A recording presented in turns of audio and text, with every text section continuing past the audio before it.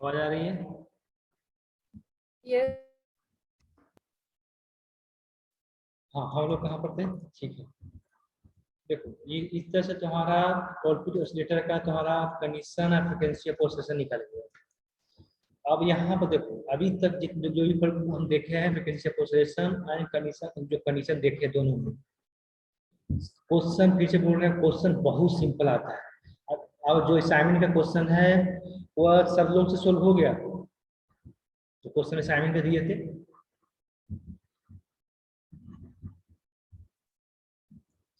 ठीक है, last sir अभी लास्ट तक नहीं किया सर, आज करेंगे। ठीक है, लास्ट जो ऑसिलेटर है उसको हम डिस्कस कर लेते हैं। लास्ट जो ऑसिलेटर है तो आपको देखो तो कुछ डिफरेंस दिख रहा है?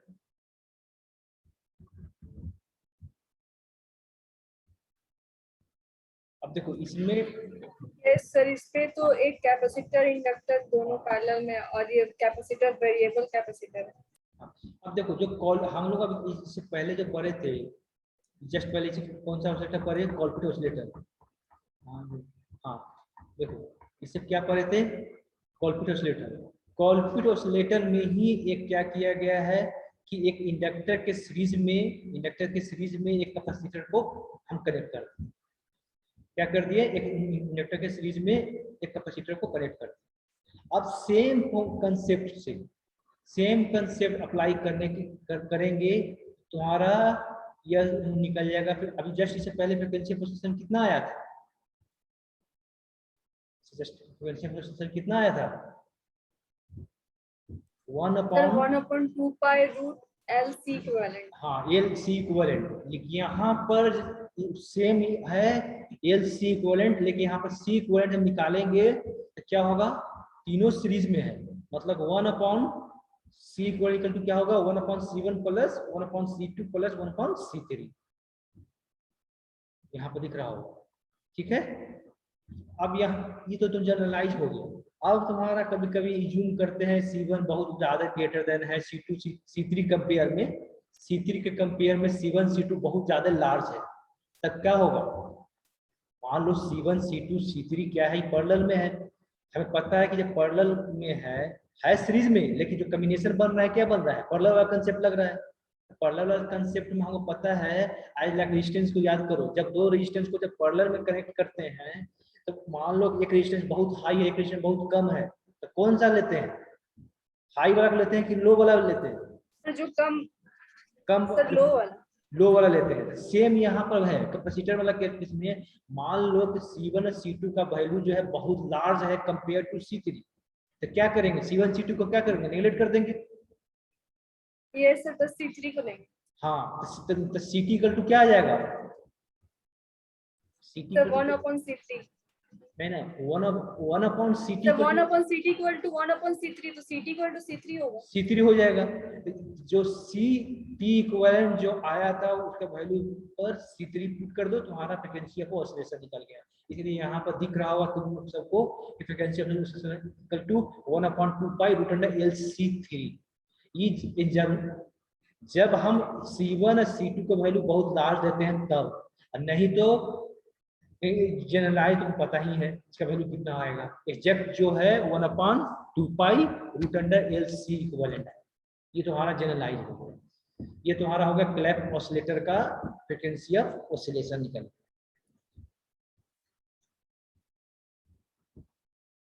हो गया। अब देखो इसे तुम्हारा फ्रीक्वेंसी ऑफ ऑसिलेशन तुम्हारा निकल गया।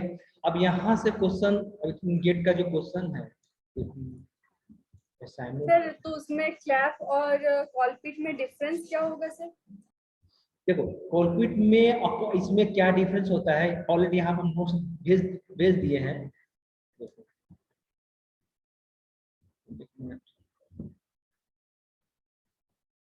देखो यहाँ पर दिख रहा है प्रैक्टिकल जो कोलपिट ऑसिलेटर में जो C1 C2 जो होता है क्या होता है? सन ट्यूब उनका पैरासिटिक कैपेसिटेंस ऑफ ट्रांजिस्टर होता है। इसके कारण होता है कैपेसिटेंस का जो वैल्यू होता है वो टर्न जो इफेक्ट जो बोलते हैं, यहाँ पर देखो, this effect change the capacitor value which in the turn effect the frequency of oscillation. तो उसको चीज को रिमूव करने के लिए, to avoid such a problem, capacitor C3 को सीरीज में इंडक्टर में हम यूज करते हैं। बस यही एक प्रॉब्लम है यहाँ। Turn effect in the sense, turn effect means जैसे बताया नहीं, एक मिनट बताते हैं। टर्न इफेक्ट कैसे बताएं?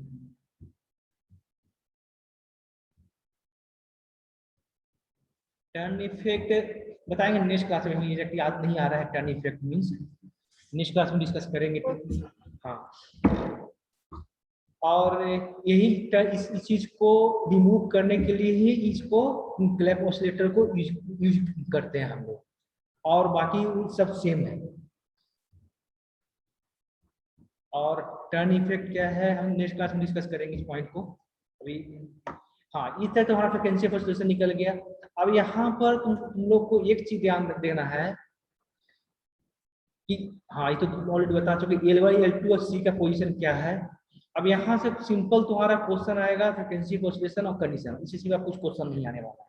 अब यदि तुम्हारा एग्जाम में डायरेक्ट आता है फ्रीक्वेंसी ऑसिलेशन कितना होगा, मान लो तुम्हारा उसको ऑसिलेटर आ गया, उसका फ्रीक्वेंसी ऑसिलेशन निकालना है और तुम्हारा 5 मार्क्स या 10 मार्क्स कुछ क्वेश्चन आ गया, तब तुम्हारा पूरा ड्राइव करना पड़ेगा। और हम यही बताएंगे जो जनरलाइज इक्वेशन है वहां से डिराइव कर देना, फिर मार्क्स मिल जाएगा। लेकिन जिसके पास टाइम ज्यादा है तो जो डिराइव जब किए थे जनरलाइज इक्वेशन वो कर लेते हो तो वो बहुत काफी, बहुत मोर देन सफिशिएंट। हेलो, अब देखो जैसे मैं आई लाइक, अब तुम लोग को जो क्वेश्चन दिए हैं असाइनमेंट वाला, वो क्वेश्चन को सोल्व करना, उसमें कुछ नहीं है। कितने लोग देखा है क्वेश्चन? सर देखे हैं सर क्वेश्चन। हाँ, तो उसमें क्या है, कुछ क्वेश्चन इंपोर्टेंट क्वेश्चन में हम डाले हैं और बहुत क्वेश्चन है उसमें गेट का क्वेश्चन है, तो उसमें हाँ सर लास्ट वाला। हाँ, तो उसमें देखना कि फ्रीक्वेंसी ऑसिलेशन सब क्वेश्चन पूछा हुआ है, जितना भी गेट क्वेश्चन है उतना सोल्व कर लोगे तो ऑसिलेटर से क्वेश्चन सोल्व हो जाएगा, स्पेशली वी हो ऑसिलेटर से। और यहाँ से भी हम क्वेश्चन असाइनमेंट डालेंगे नेक्स्ट वीक में, इस वीक में हम डालेंगे। ठीक है, कुछ किसी कोई डाउट है? यहाँ तक किसी को डाउट है?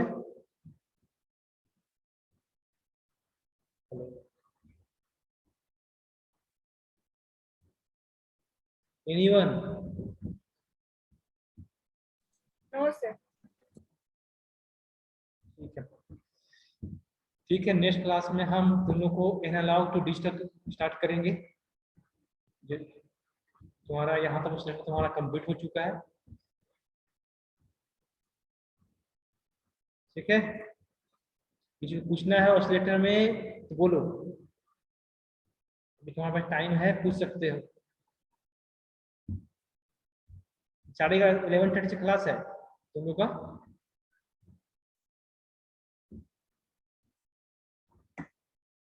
Yes sir. ठीक है, ठीक है, यहाँ से देखो ऑसिलेटर से क्वेश्चन सोल्व बहुत आसान है।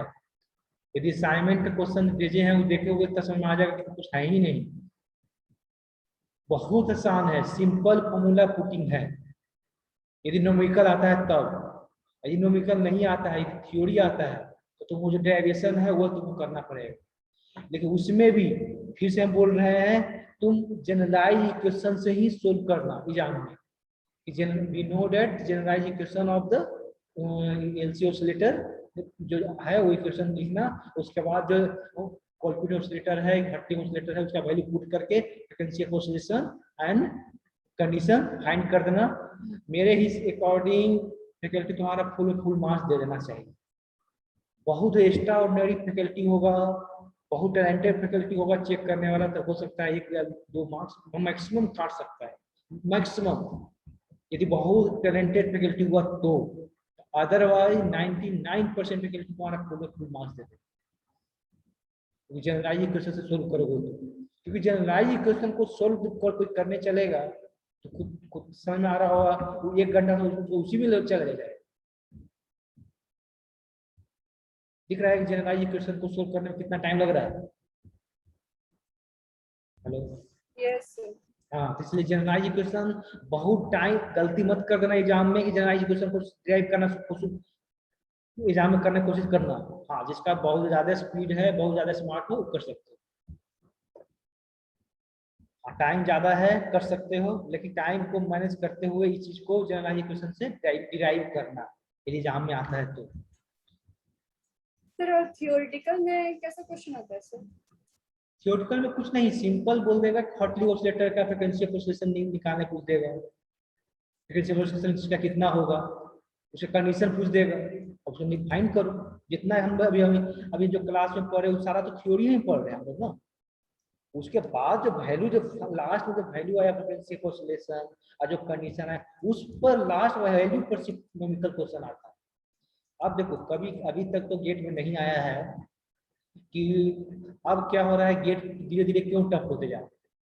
पहले क्या होता था गेट में, जो फ्रीक्वेंसी ऑफ ऑसिलेशन हो गया, एग्जाम्पल बोल रहे हैं,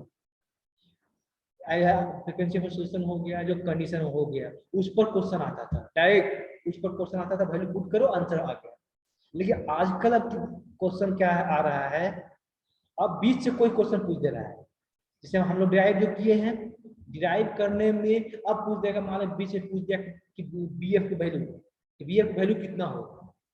अब बी एफ की जो वैल्यू है, जो हम बीटा से हम वैल्यू जो फाइंड किए, तो कौन बता सकता है, बताना तो, कौन बता सकता है बी एफ की वैल्यू कितना होगा, कौन बता सकता है? बी एफ की वैल्यू वही बता सकता है जो पूरा डेरिवेशन जो करेगा, इसका वैल्यू कैसे आया, जनरलाइज इक्वेशन कैसे आया, फ्रीक्वेंसी ऑफ ऑसिलेशन कैसे आया, सारा फिर डेरिवेशन जो जिसको पता है, और वहां 20 में किसी भी पोर्शन से क्वेश्चन आ जाएगा।